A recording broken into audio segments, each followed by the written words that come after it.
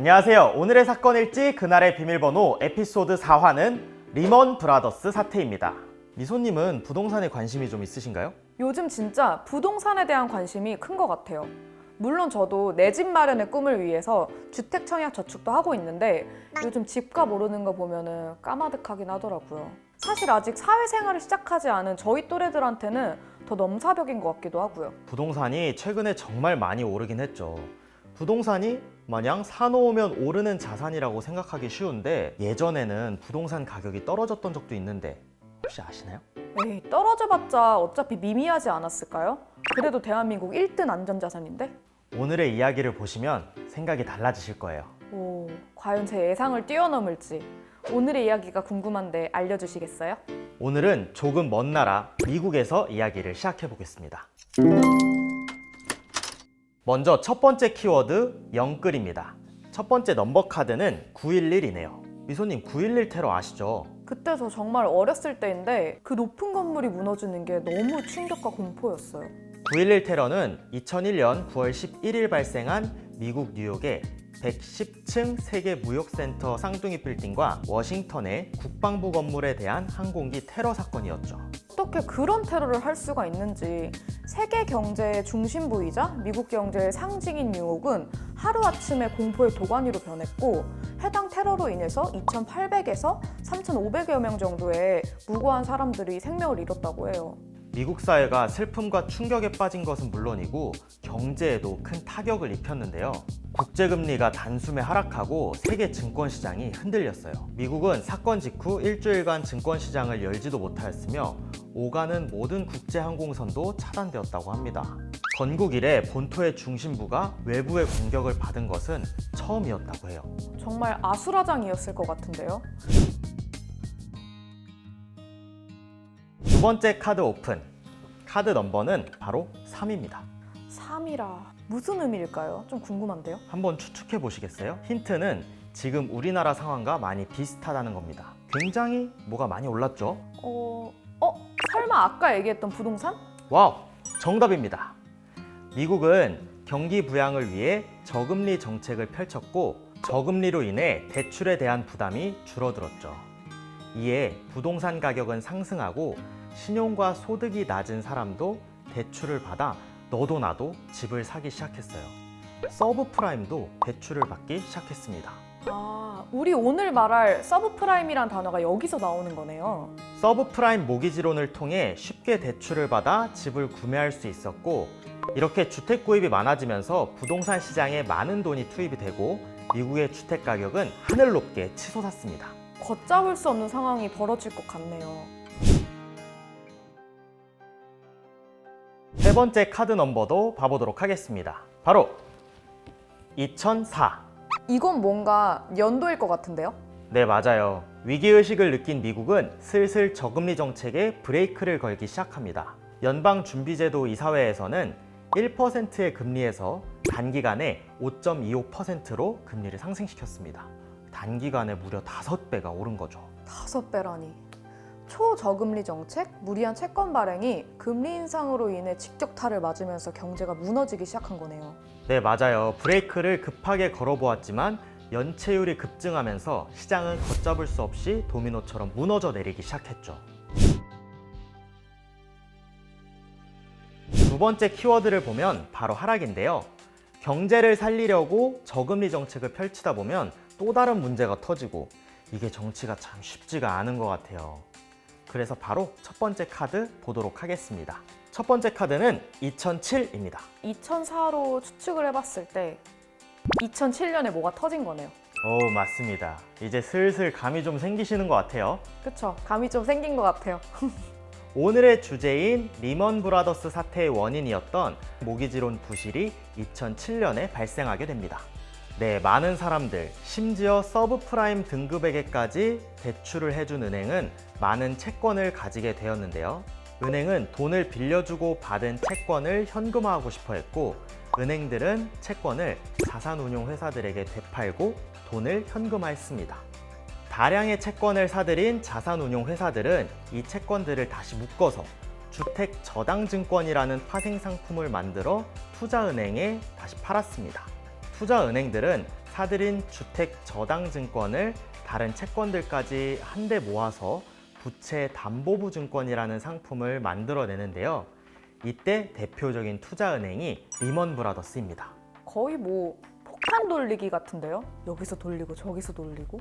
그렇죠. 이에 보험회사는 주택 저당 증권과 부채 담보부 증권의 안전을 보장하는 신용 부도스와프라는 파생 상품을 또 만들어서 팔았고요. 대표적인 회사로는 AIG가 있습니다. 여기서 CDS는 투자자가 구매한 상품에 문제가 생겼을 시 돈으로 보상해주는 보험 파생 상품인 것이죠.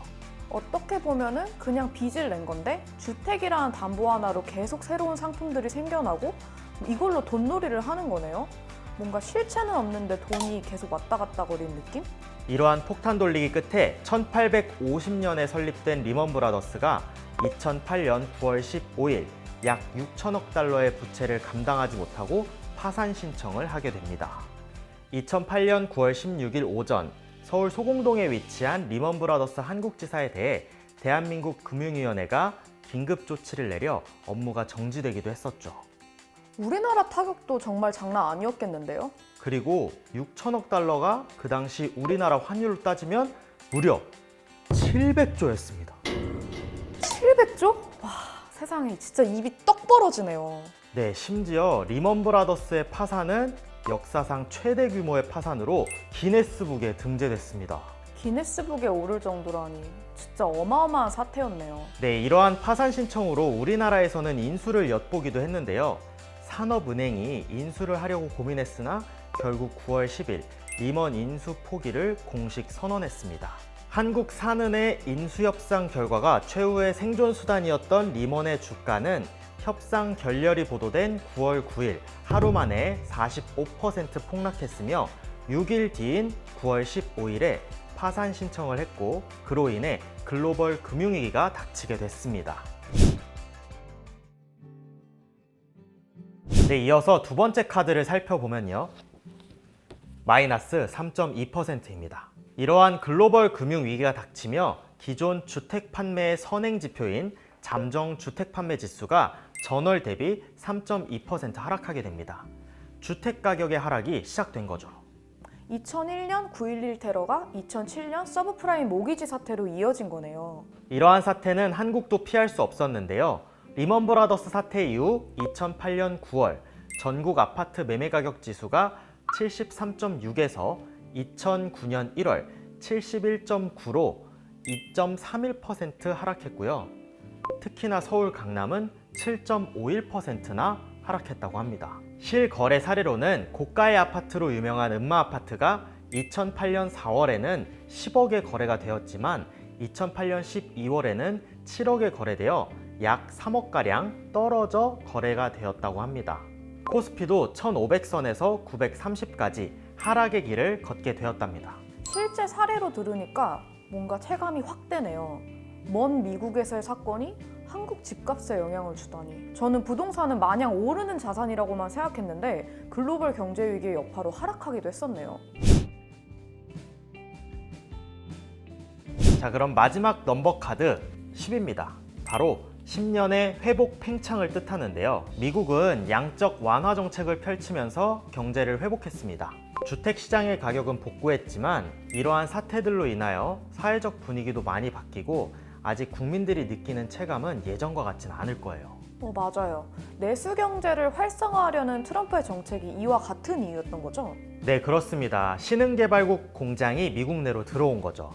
사회적 분위기는 금융 부문에 대해 이전보다 경제학자들이 조금 더 많은 관심을 기울여야 한다는 주장이 기세를 얻게 되었고 특히나 부동산 같은 자산 시장에 대해 주의를 기울여야 한다는 소리가 커지게 됐어요. 네, 지금 우리나라에서도 정말 많은 사람들이 부동산 가격이 안정화되길 바라는 것 같아요. 경제가 참 어디로 튈지 모르는 탱탱볼 같아요. 그러다가 굼따 팍 터지는 것 같고요. 미국도 지표적인 부분에서는 경제 회복이 많은 부분 복구가 됐지만 일반인들이 느끼는 삶의 질은 그 이전으로 돌아가지 못한 부분도 있는 것 같아요.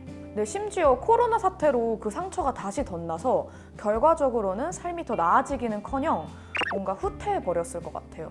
네, 코로나19 팬데믹 이후 에코파크와 베니스 비치 등 도심에 형성됐던 노숙자 텐트촌이 생성되기도 했죠. 네, 경제는 나아졌으나 자산 가치가 높아지면서 양극화가 더 심해지는 것 같아요.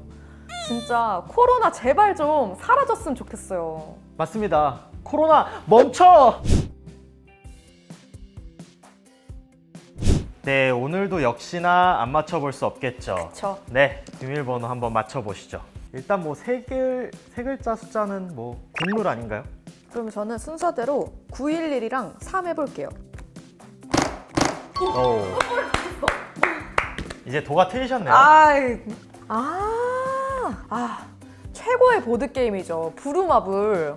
어린 시절 땅을 사고 어떤 건물을 지어야 이길 수 있을지 그때 고민했던 걸 생각하면 어렸을 때부터 투자에 대한 개념을 놀이로 배워왔었던 것 같아요. 네, 맞아요. 저도 처음에는 마구잡이로 투자했는데 이게 점점 집값이 오르다 보니까 이 주사위 하나 굴리는 것도 엄청 신중해지더라고요. 근데 이게 현재 대한민국 부동산이랑 좀 비슷한 것 같아요. 뭔가 과거에는 사기만 하면 오른다, 지금 투자해라 이랬었는데 이미 집값이 많이 오른 요즘에는 뭔가 집의 다양한 점들을 보고 투자하다 보니까 투자의 난이도가 올라간 느낌?